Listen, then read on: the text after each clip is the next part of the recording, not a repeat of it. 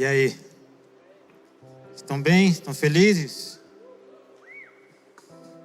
Cara, que legal tá aqui. Que legal tá aqui. Sabe, antes de pregar, eu queria contar uma história para você. Muitos anos atrás, a gente estava, eu não lembro o evento que era, não lembro se era Fire Refine, não lembro se era Get Up, se era Up Conference, são alguns eventos que a Poema fazia, lá da época da Bomboi, quando a gente estava lá, a gente mudou para cá em 2015, então pensa, faz um tempão isso. E eu lembro de um culto cheio de glória, assim, muito poder de Deus. Eu era muito louco, assim. Você acha que vocês são loucos? Eu também era louco, desse jeito. Eu ia embora suando, pulava o culto inteiro. Uma vez profetizei por um extintor de incêndio. Eu estava de olho fechado, eu não vi que era um extintor, achei que era alguém, eu fiquei lá. E era um extintor. Mas eu lembro que eu estava sentado no púlpito. Eu acho que o Mark estava pregando, ele desceu, começou a pregar no meio da igreja assim. E por muito tempo, Deus já tinha me falado que um dia eu pregaria, que um dia eu estaria pregando. Mas um dia em especial, eu me lembro que meu pai me disse isso. Isso é meio estranho, meio contraditório do meu pai, porque meu pai, ele morreu também em 2015. E meu pai, ele tinha um pouco de dificuldade com a fé, com o mover de Deus. Apesar de ele ter ido para a igreja antes de mim, eu fui o último, da minha casa. Fiquei causando problema para minha mãe por muito tempo. Hoje, quando eu conto minhas histórias para a galera lá, os caras não acreditam em mim, os caras estão mentindo. Acho que eu estou inventando as coisas que eu fazia. Mal sabe eles. Eu lembro que meu pai chegou para mim e ele falou: cara, eu tive uma visão com você. Eu fiquei surpreso, Meu pai, falei: é mesmo, pai? O que você viu? Eu acho que eu devia ter uns 17, 18 anos. Ele falou: cara, eu via muitos jovens na sua frente. E você pregando para eles. E naquela época, gente, não tinha influa, não tinha nada disso. Eu brinco que os jovens da igreja era eu e o Gustavo Strumelo, só tinha gente de adolescente na época. E por que eu te contei essa história? Primeiro, que eu queria honrar o meu pai e dizer que a visão dele aconteceu. E talvez isso seja importante para minha mãe, para minha irmã que estão aqui. A Mari, que lidera aqui o Libras, é minha irmã. E também porque eu acredito que muitos de vocês um dia vão estar fazendo algo para o Senhor. E vocês vão se lembrar das pessoas que disseram isso para vocês. Eu acredito muito, cara. Sabe, eu conheço o Brunão há muito tempo. A gente se conhece há mais de 10 anos. A gente é padrinho de casamento um do outro.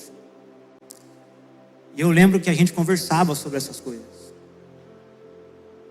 E hoje elas estão acontecendo. Então, eu quero que você, não tenha medo dessas coisas. Que você não seja incrédulo com essas coisas. Que você acredite naquilo que o Senhor falou sobre você.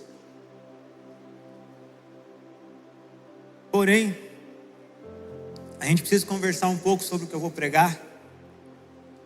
Porque Deus, antes de nos colocar em algum lugar, Deus precisa tratar o nosso coração antes. Deus precisa nos fazer crescer. Porque põe uma coisa na sua cabeça.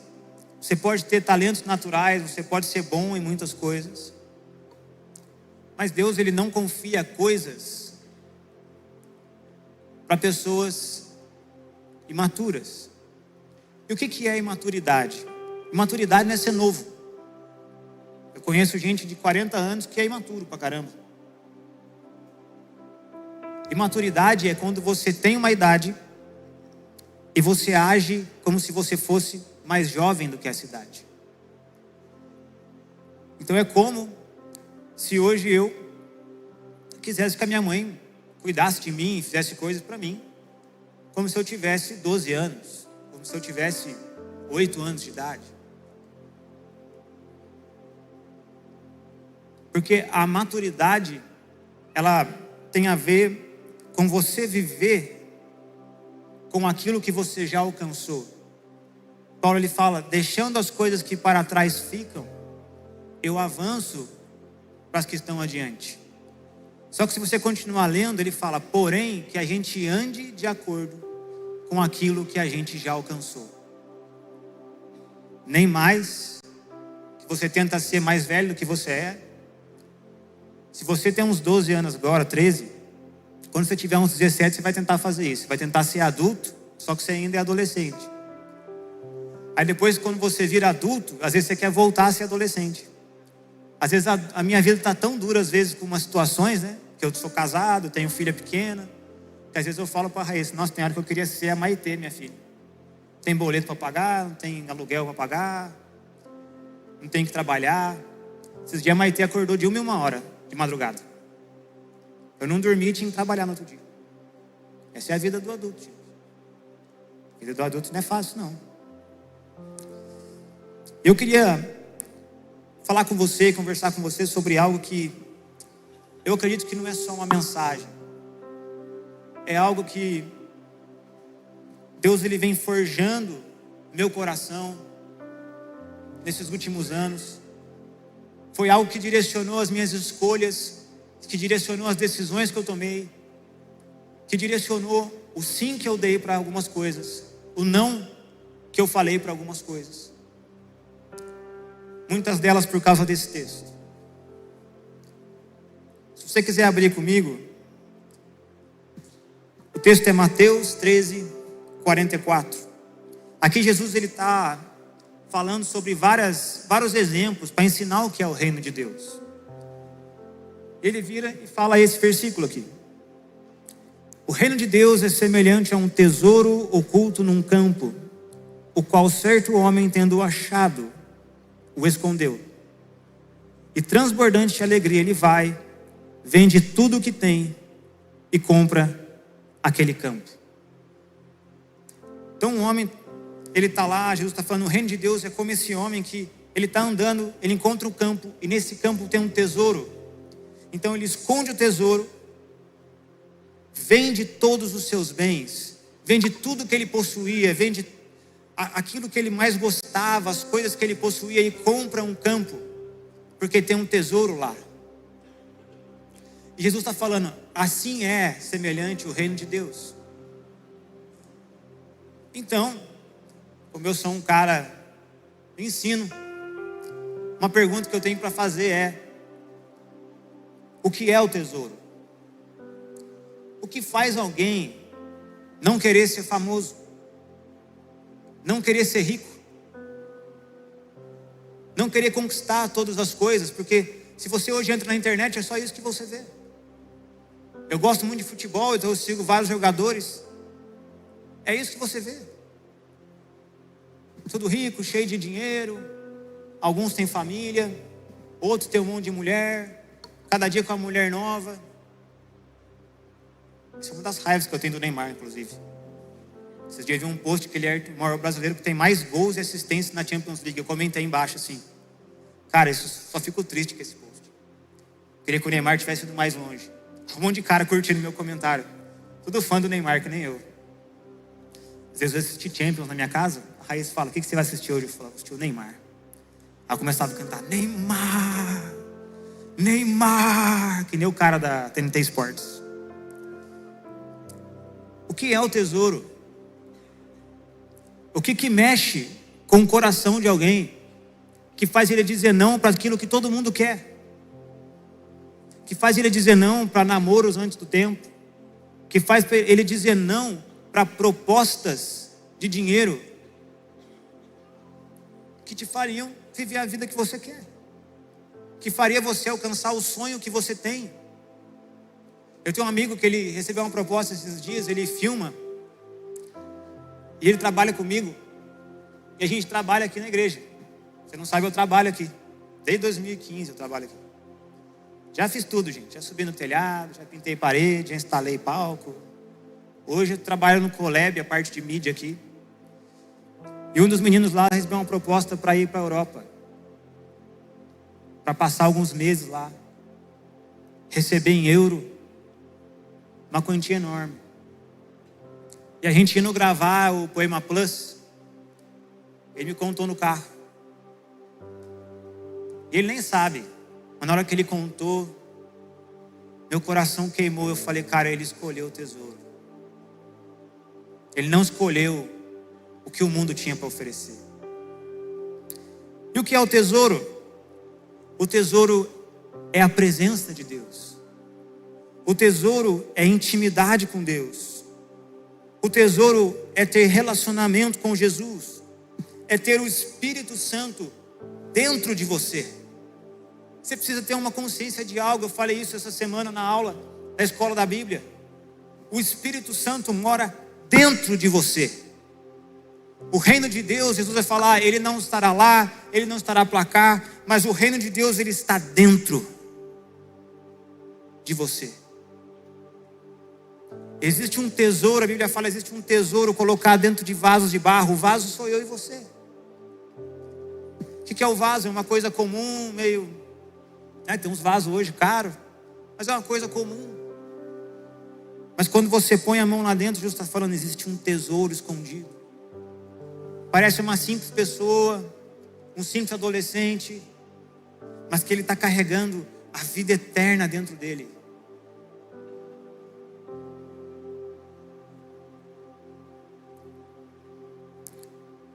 O tesouro não é apenas você fugir do inferno. O tesouro, ele é estar com Deus eternamente. Cara, tem um versículo que queima meu coração quando você vai para Apocalipse. Então ele chega e fala, eu vi a cidade santa e a nova Jerusalém desce. Ele fala, e não havia sol, não havia lua, porque a glória de Deus iluminava a terra. E Deus estava com os homens para sempre. Cara, isso queima o meu coração. É por isso que eu estou aqui. O tesouro fala da razão, do motivo, do porquê nós fazemos o que nós fazemos.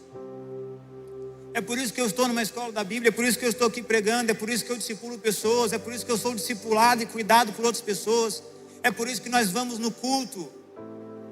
Não é só porque é legal vir na igreja, não é só porque é legal estar aqui, porque o Influ é legal o retiro, é legal as conferências, os GCs, as pessoas. Não, cara, eu quero estar com Deus para sempre.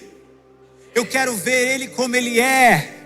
Eu quero olhar na face do Senhor, cara, e falar, Senhor, eu estou aqui, eu cumpri a obra que o Senhor me deu. E Ele vai olhar para mim e falar, servo bom e fiel, aquilo que eu te confiei, você permaneceu fiel até o fim. Esse é o tesouro, cara. É isso que faz homens e mulheres que você vê gastarem a sua vida pregando o Evangelho. Gastarem a sua vida dia após dia negando escolhas. Cara, a pregação é só uma parte do que você vê. É só a mensagem que foi confiada. Mas desde de manhã, todos os dias, nós escolhemos estar aos pés do Senhor. Todos os dias aparecem oportunidades que nos tirariam da rota.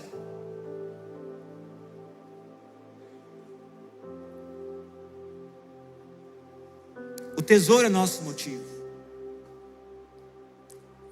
Mas o que é o campo? Porque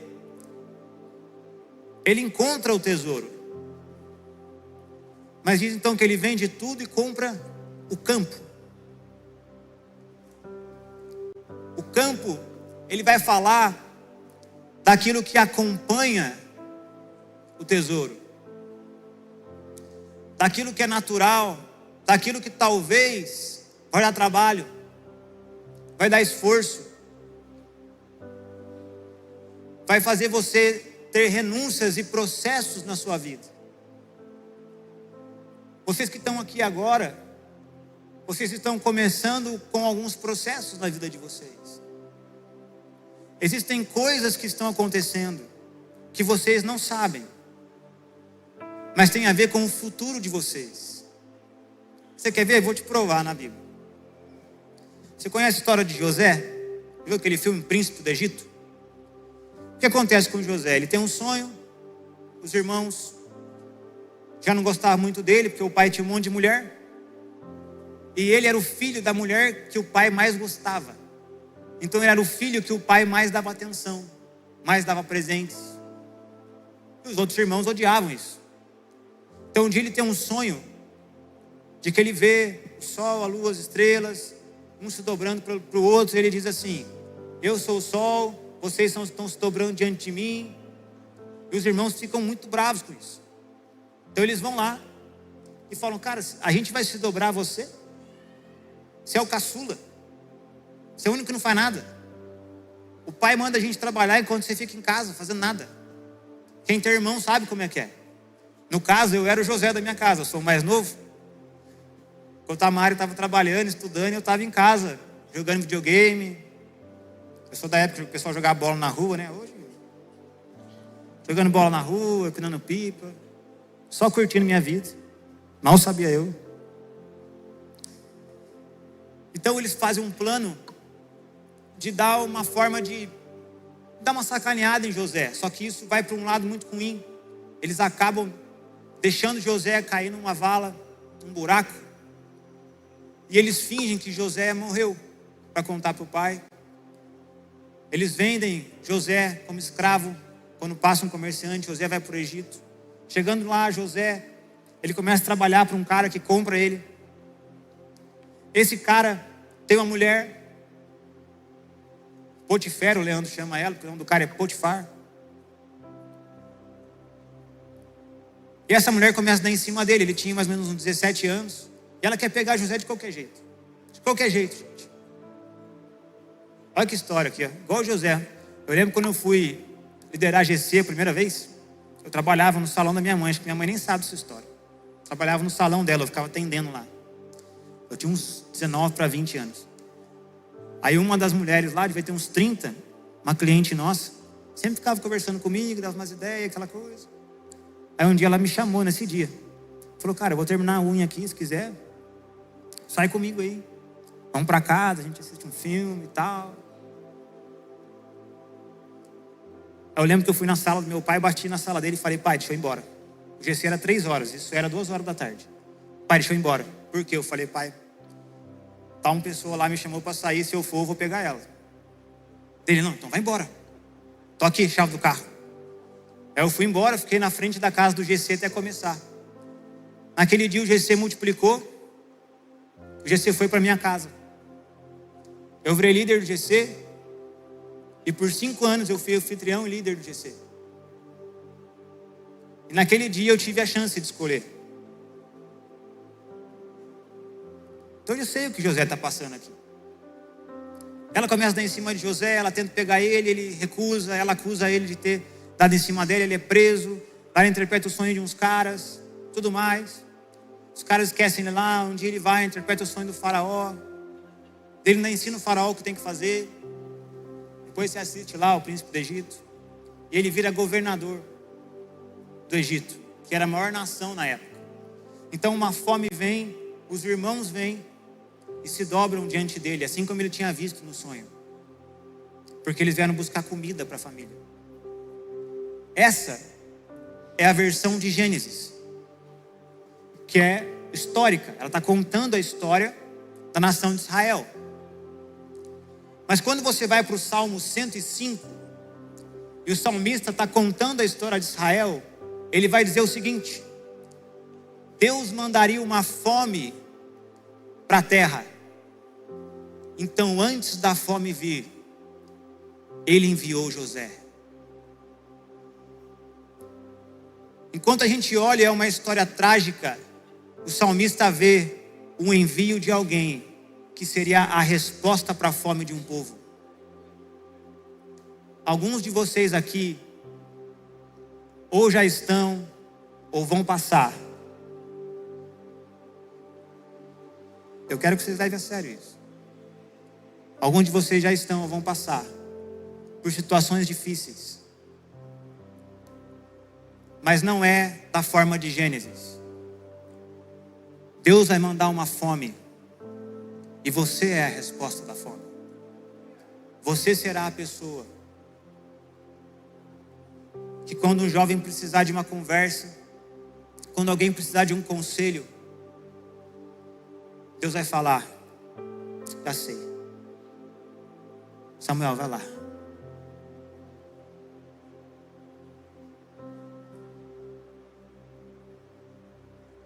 Vai lá, Ruth. Eu tenho um filho meu, Kaique.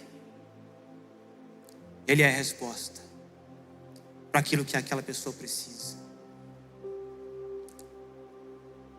Porém, o campo, a gente precisa entender, José era um menino mimado. Então esses processos que ele passa, na verdade estavam moldando o coração dele, tirando dele esse mimo, tirando dele a infantilidade, a imaturidade de ser o filho predileto, para que ele então se tornasse quem ele precisava se tornar. O campo vai falar desses processos, vai falar daquilo que é natural, vai falar daquilo que você vai precisar passar. Sabe, hoje é em Flua College, e por ser eu, todo mundo já começou a falar, vai ser ensino, e vai ser um pouco, eu não consigo negar a minha natureza, mas eu acredito que hoje seja uma noite profética, não uma noite só de ensino.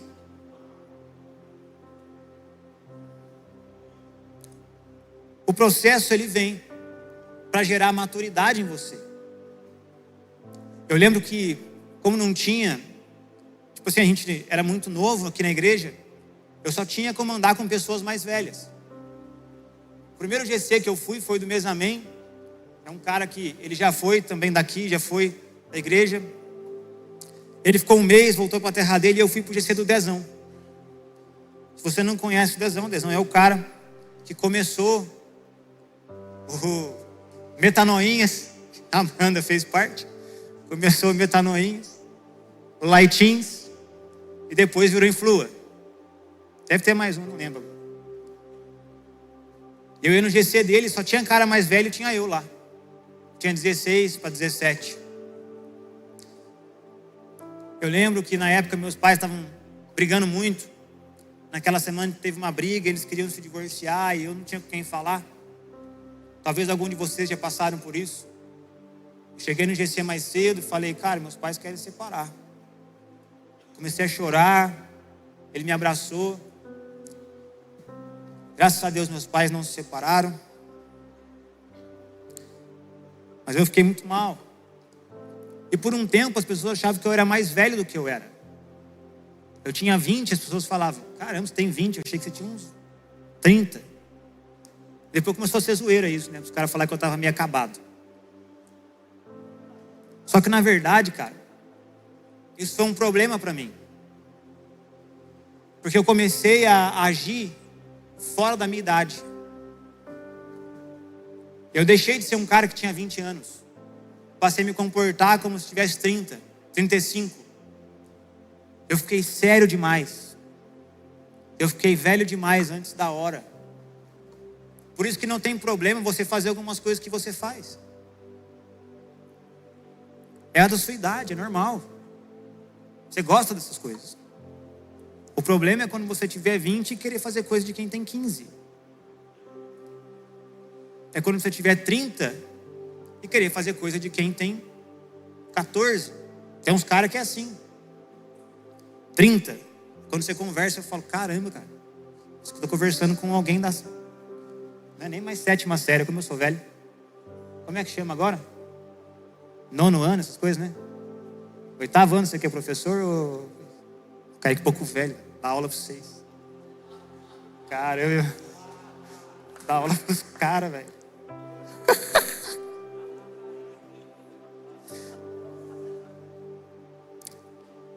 E o campo, ele é esse lugar do processo. Só que tem algo importante no processo. O processo, ele vai gerar em você não conhecimento das coisas de Deus. Tem muita gente que conhece, Outro dia eu estava na comunhão, a gente fez uma comunhão com os GCs masculinos. Aí no final a gente orou e tal, e fez uma roda, uns caras foram embora, e o cara começou a falar para mim.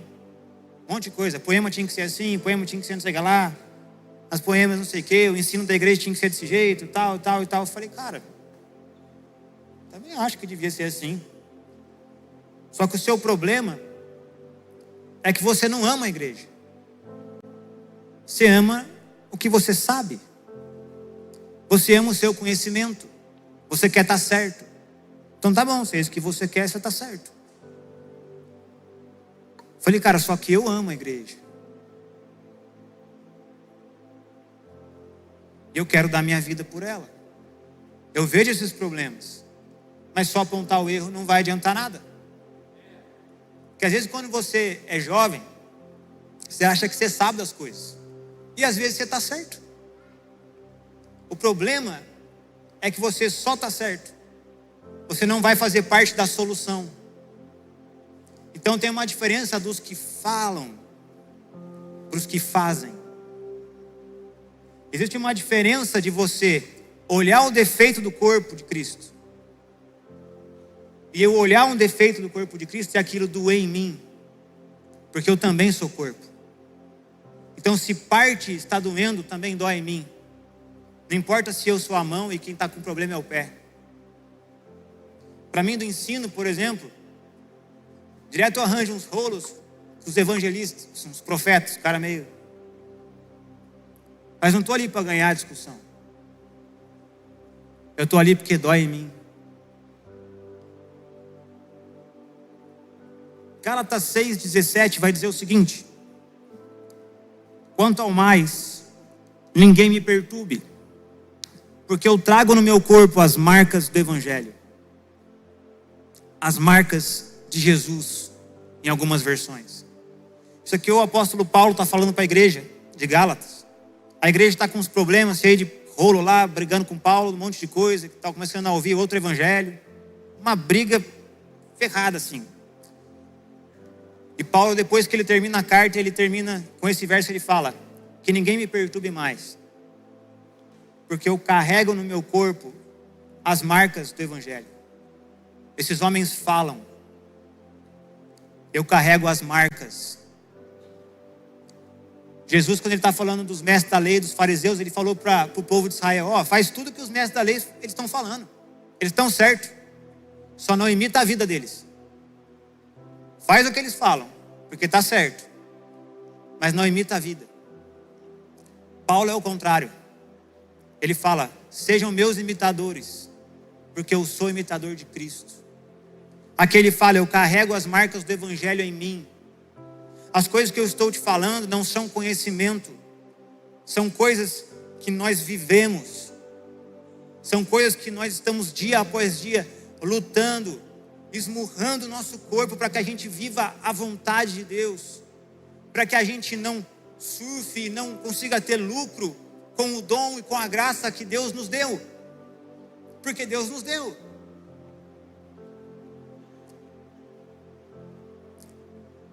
A Bíblia diz, alguns historiadores dizem que Paulo ele apanhou tanto que a coluna dele era um pouquinho torta assim, porque ele pregava o evangelho. A Bíblia diz que ele andava um pouco assim, de tanto que ele apanhou. As marcas dele são bem diferentes das minhas. As minhas têm a ver com processos, têm a ver com transformação, tem a ver com entendimento, tem a ver com uma mudança de vida, tem a ver com crescimento, tem a ver com arrependimento. As de Paulo, além dessas, também tinha os chicotes,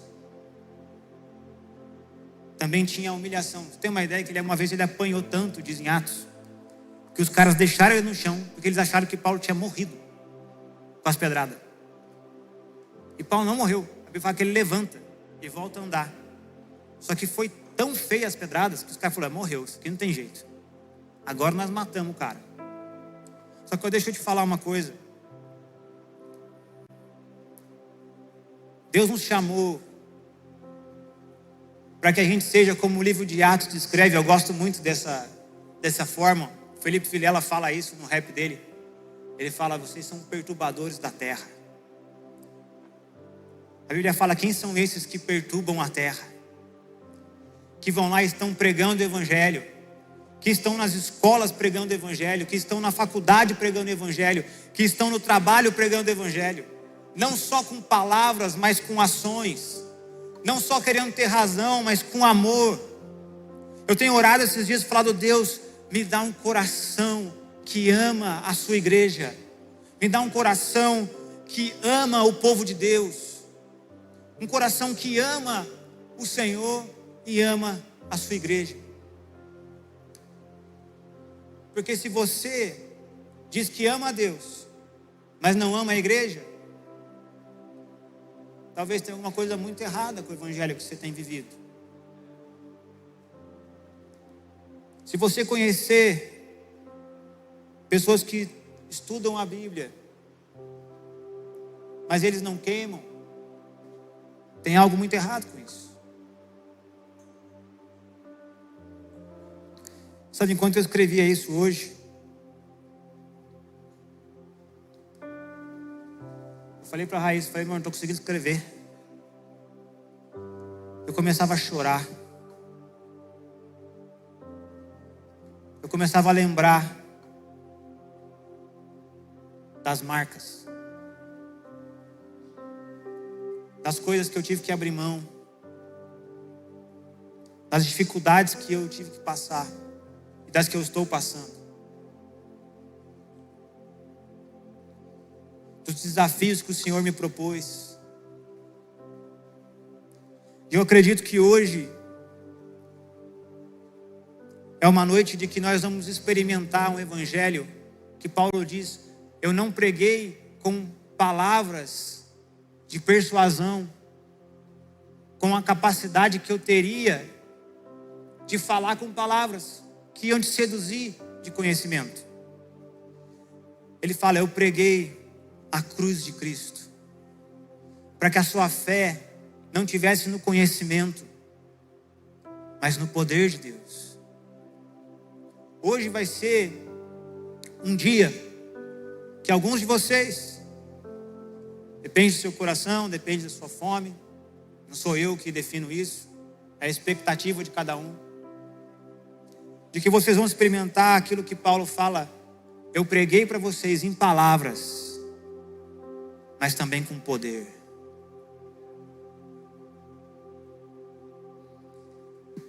Eu lembro que em 2015, meu pai, ele pegou uma doença que é um tipo de hepatite muito rara. E em 15 dias ele morreu. E eu lembro que uns 15 dias antes, cara, dele ficar mal, a gente estava num retiro Reset, que é um retiro que a gente fazia, que hoje é um pouco o retiro de vocês, talvez uma outra linha, porque na época não tinha influ ainda dessa forma. Eu lembro que eu estava nesse retiro e eu estava entrando para trabalhar numa barbearia, um salário muito bom assim. Meu pai, ele estava cuidando do cara que era o dono da barbearia, porque ele ia casar. Meu pai e a mãe nessa época estavam dando curso de noivos aqui na igreja. E minha mãe contou essa história anos depois, eu não sabia disso. Contou que no caminho eles vinham conversando sobre como eu era novo e como eu poderia ganhar muito dinheiro, como eu poderia conseguir, com aquela idade já, conseguir carro, já conseguir coisas, já ser um jovem de 18, 19 anos, diferente, que não precisaria ter tanta dificuldade financeira. Só que alguns minutos antes do meu pai chegar no retiro, ele estava levando minha mãe lá. O Leandro me chamou você já foi no retiro do Influa, por exemplo, esse último? Tem os chalezinhos ali, né? O Leandro e o Laden estavam lá, o Leandro me chamou. Falou: cara, seguinte, a gente quer te chamar para trabalhar na igreja, tempo integral. Só que a gente pode pagar 500 conto. E aí? E é para você fazer tudo, cara. Eu dormi aqui na igreja 1 ano, gente. Uma barraca que estava construindo aqui, tinha luz. Uma vez achei que entrou um cara aqui, liguei pro Ladentinho de madrugada. O Ladentinho entrou aqui, ficava assim, ó. Chinelinho e bermuda assim. Aí ele falava, chuta a porta, chuta a porta. Aí eu, pá, aí ele entrava assim. Os caras ficam me zoando, ele fala que eu liguei chorando. Laden, por favor, me salva. Não foi assim não, gente. Eu falei, Laden, tem um cara aqui, tio. E um cara que estava dormindo comigo nesse dia, porque os caras revezavam, era o Bin Laden. Ele está aqui na igreja ainda. O Bin Laden tem uns 2 e pouco assim. Aí ele não cabia na barraca. Então ele estava dormindo dentro do carro. Eu ligando pro Bin Laden, ô Bin Laden, tem um cara aqui, só que ele não atendia. Eu queria falar, mano, pelo amor de Deus. Eu falei, cara, os caras renderam o Bin Laden. O Bin Laden deve estar amarrado dentro do carro. Aí eu liguei pro Laden, ô velho, entrou alguém aqui, rendeu o Bin Laden, ele está amarrado dentro do carro. Já inventei a história, tava tudo escuro, não dava pra ver. Foi assim, gente, ninguém chorando. Eu tava meio em choque. Aí no fim foi um gato que derrubou o negócio de pizza aqui atrás. Eu tava dormindo bem aqui, ó. Não tinha essa porta. Coloquei a barraca bem aqui. Falei, se o ladrão passar, eu vou ver. A gente comeu pizza, o gato derrubou a pizza. Até hoje. Ninguém chorando não, hein? E cara, eu lembro que eu desci correndo depois. Meu pai chegou. Falei, pai, vou trabalhar na igreja. Tempo integral. Nessa época eu queria ser missionário, né? Tava nessas neuras. Missionário. Eu tava com viagem marcada para ir fazer missão no Piauí. Eu fui até. Falei, vou ser missionário, pai. Agora Deus me chamou. E anos depois minha mãe me contou isso. Talvez essa foi uma das minhas primeiras marcas.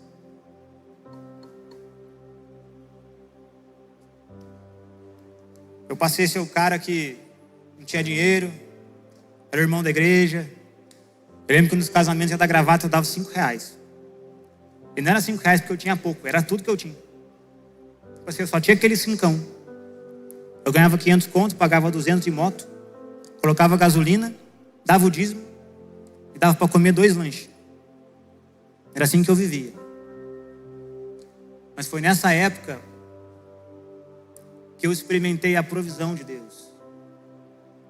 Eu lembro que eu tinha iPad, eu tinha roupa de marca, nada que eu tinha comprado. As coisas iam chegando. Quando eu casei com a Raíssa, e hoje eu sou o terror dos caras aqui.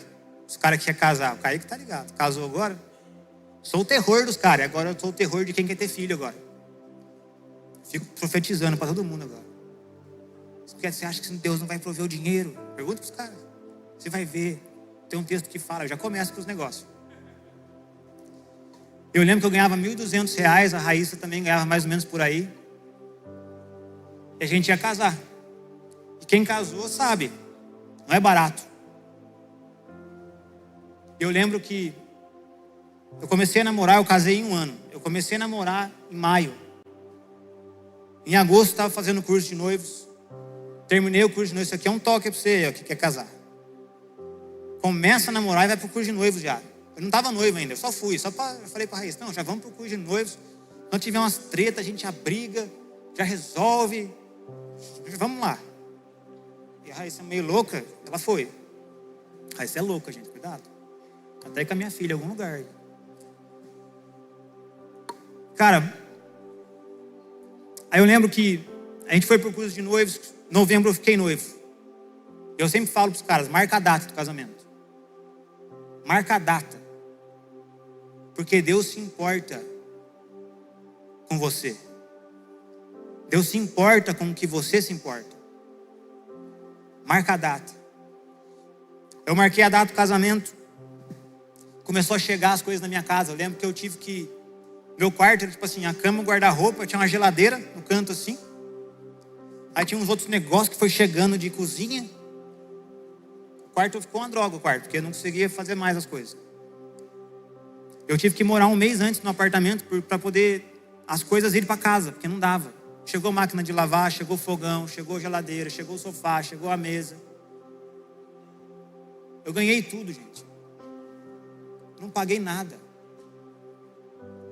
Eu lembro que meu tio chegou para mim e falou assim, ele apontou o mapa da América do Sul, falou assim, põe o dedo para onde você quer ir. Eu falei, como assim, tio? Não, põe o dedo.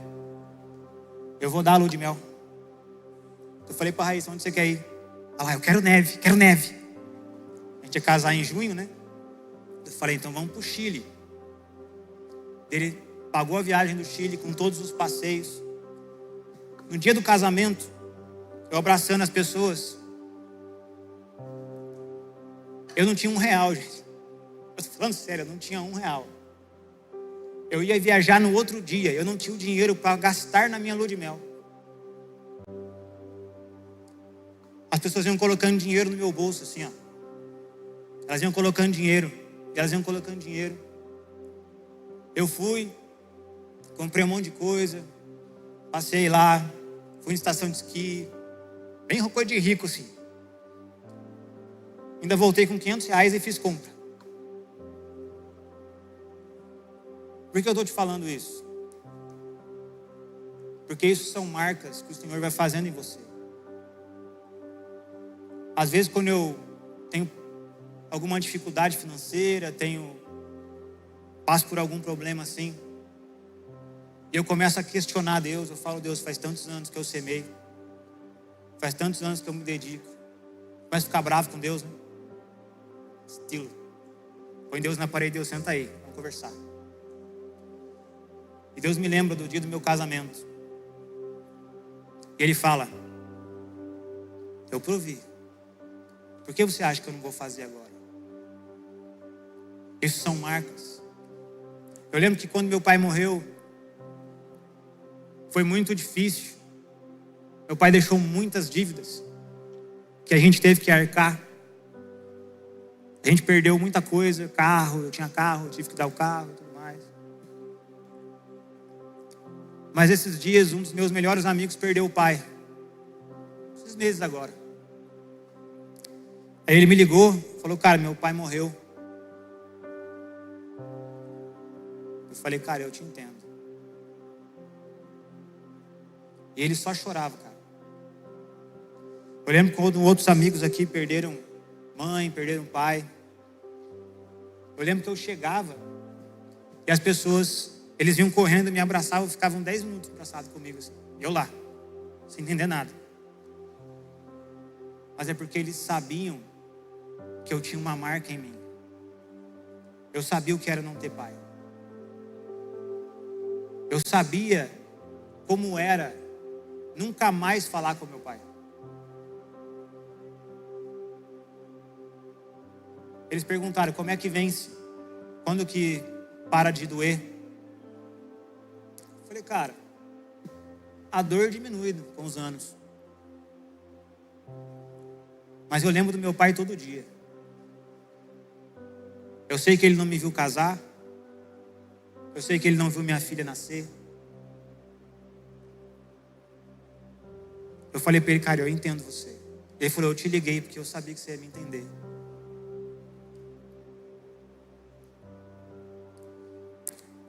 Se o louvor quiser subir aí já para me ajudar.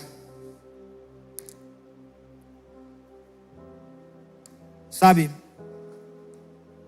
nós vamos passando por coisas, nós vamos passando por dificuldades que vão nos formando no Evangelho. Porque você só vai conseguir experimentar da provisão o dia que você precisar dela.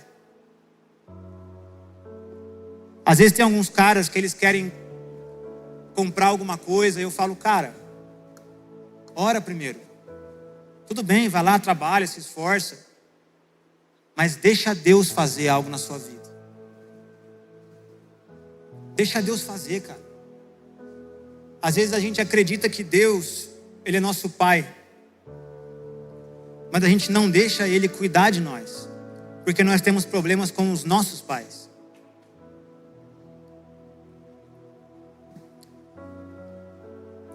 Porém, eu quero dizer para você que, por mais que você passe dificuldades, e enquanto eu estava na minha casa, Deus falou, cara, muitos deles têm problemas com os pais.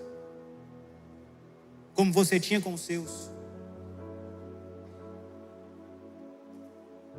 Com alguns de vocês eu sei o que é ficar sozinho. Meu pai e a minha mãe, eles trabalhavam tanto que às vezes eu ficava um dia inteiro sem ver eles. Eu ficava sozinho em casa o dia inteiro. A gente tinha muito dinheiro, então eu tinha empregada. Minha empregada ia embora, eu ficava sozinho, gente. O dia inteiro.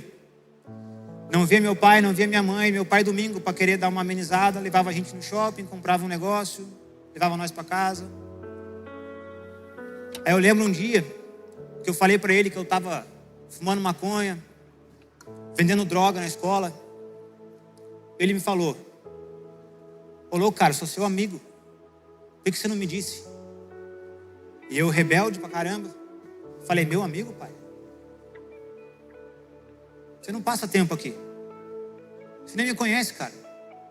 Quer falar que é amigo? Falei: cara, eu tenho droga aqui em casa há mais de um ano. No meu sofá. Tinha um sofá no meu quarto, que era do papai assim, você põe a perna. Você não sabia. Falei: pai, fiquei loucão várias vezes aqui em casa, o senhor nunca viu. Eu lembro que minha mãe, por muitos anos, às vezes ela ia fazer, e hoje ela já é curada disso, por isso que eu vou contar essa história. Eu lembro que ela fazia um prato assim, ela me chamava e falava: filho, fiz seu prato predileto. Eu falava: não, mãe, quem gosta disso aqui é a Mari. Eu gosto do outro. Porque nós passamos a vida inteira com empregada. Minha mãe não sabia, ela ficava trabalhando, ela viajava segunda, voltava sábado. E uma coisa que eu acredito, que Deus vai curar muitos de vocês hoje. Eu queria fazer alguns convites para vocês. Eu queria que você, que gostaria de saber mais fundo, que gostaria de ir para um lugar onde tem esse tesouro do Senhor, esse lugar que enche nossos olhos de lágrimas, esse lugar que essas canções que eles cantaram não são música para mim, são o desejo do meu coração, em que eu canto muitas vezes na minha casa. Eu fiquei tão feliz quando eles cantaram isso. Eu canto lá muitas vezes com o meu violão e falo: eu te amo, eu te quero mais que tudo, mais que o mundo, mais do que as propostas que aparecem para mim, mais do que as chances que eu tenho de fazer algo errado. Eu falo: Deus, mais do que a chance que eu tive de ganhar dinheiro vendendo droga, mais do que a chance que eu tive de ganhar dinheiro roubando os outros.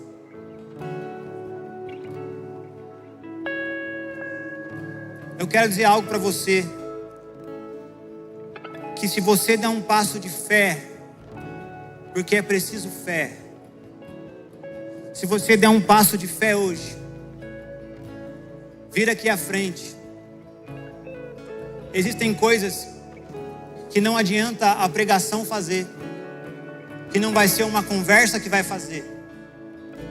Existem coisas que são uma operação do Espírito de Deus em nós. São dias em que nós éramos de uma forma, e depois daquele dia nós não somos mais iguais. É aquele dia que o Espírito ele vem e nos purifica. É aquele dia que você é tocado de uma forma que o pecado que você cai sempre, você não cai mais. E você não sabe explicar por quê. Você não entende por que aquilo aconteceu. Eu lembro que fui tocado de um jeito que eu não queria fumar mais. Eu lembro que eu só queria ler a Bíblia. Eu só queria conhecer aquilo que tinha acontecido naquele dia, entender o que tinha acontecido comigo. Então eu quero convidar você que quer ir para esse lugar mais fundo, que quer um tesouro maior que a sua vida, que quer viver por algo maior, que quer viver por algo mais alto, que quer viver por algo que vale a pena morrer por ele. Porque a nossa esperança não é aqui, a nossa esperança é na vida eterna. A nossa esperança não é para o dia de amanhã, mas é para Jerusalém que desce. É para o Deus que estará conosco para sempre. João vai falar: vocês conhecem Ele em partes, mas chegará o dia que vocês o verão face a face. Vocês o verão como Ele é. Vocês o verão, cara. Vocês vão ver o Senhor. Esse é o dia que eu espero, cara. Então eu quero convidar você a vir aqui. Nós vamos orar por você. Os líderes que estão aqui, se puderem me ajudar. Também se quiser orar pelas pessoas que estão sentadas. Mas eu também queria falar para você que tem problemas com os seus pais. Para você que tem problema com o seu pai, que talvez não te deu tanta atenção, não cuidou de você, deixou você com a sua mãe. Porque hoje é o dia que você será curado. Não vai ser amanhã, não foi ontem, vai ser hoje. E eu acredito também que Deus está olhando para alguns de vocês aqui, como diz no Salmo 14, que diz: Deus levanta do trono. É muito forte isso, porque Deus levantou do trono na Bíblia poucas vezes. Deus levanta do trono e olha para a terra e procura alguém que o tema, alguém que o busque. Então no Salmo 89 ele vai dizer: achei meu servo Davi, e com o meu óleo eu ungi. Davi foi ungido adolescente. Davi não era um homem guerreiro, ele era um garoto que cuidava das ovelhas do pai, e um dia virou o rei de Israel. Então eu quero que quem quiser vir aqui na frente, nós vamos te abraçar, nós vamos orar por você. Se você quiser ficar no seu lugar também está tudo bem. Nós vamos descer aqui, vamos estar orando por você. Mas hoje é um dia que vai marcar a sua vida. Você vai lembrar desse dia. Jesus, começa a vir, Senhor. Começa a vir, Jesus. Enchendo esse lugar, Jesus, com a sua glória. Enchendo esse lugar, Jesus, com a sua santidade. Um lugar, Jesus, em que as feridas, um lugar, Jesus, em que aquilo que o diabo tem falado para esses jovens, nós repreendemos pelo poder do seu nome. Senhor, eu sei que pessoas vão ser curadas aqui. Eu sei que curas físicas vão acontecer aqui hoje. Jesus, começa a tocar, Senhor. Começa a tocar cada um deles, Jesus. Começa a encher esse lugar com o seu poder, Senhor. Começa a encher, Jesus.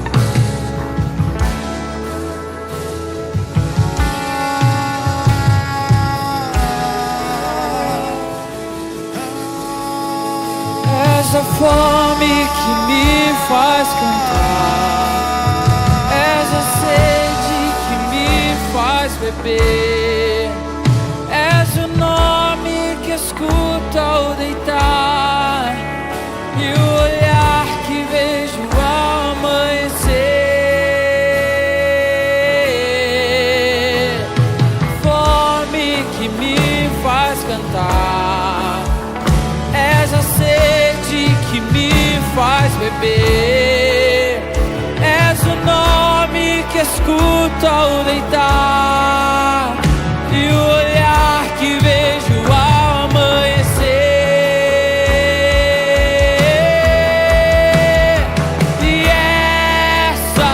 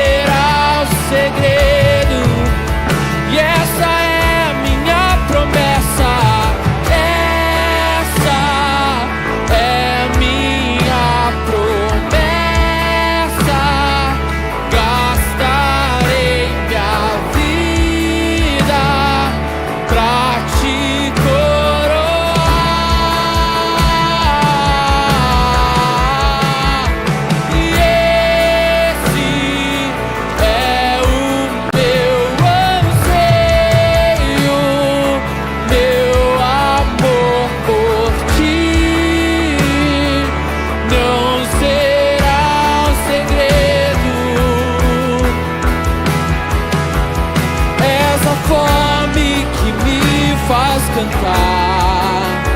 És a sede que me faz beber. És o nome que escuta ao deitar e o olhar que vejo ao amanhecer. És a fome que me faz cantar. És a sede que me faz beber.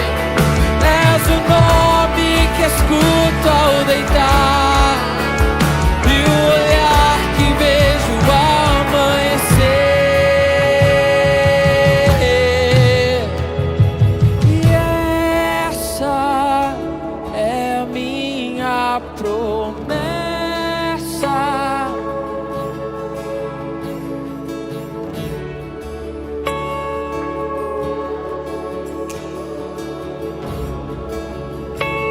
Te coroar, e esse é o meu anseio.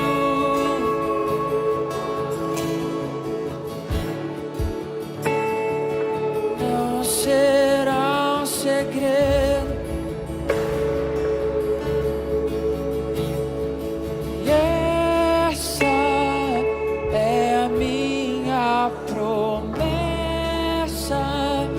Gastarei minha vida pra te coroar, meu Jesus.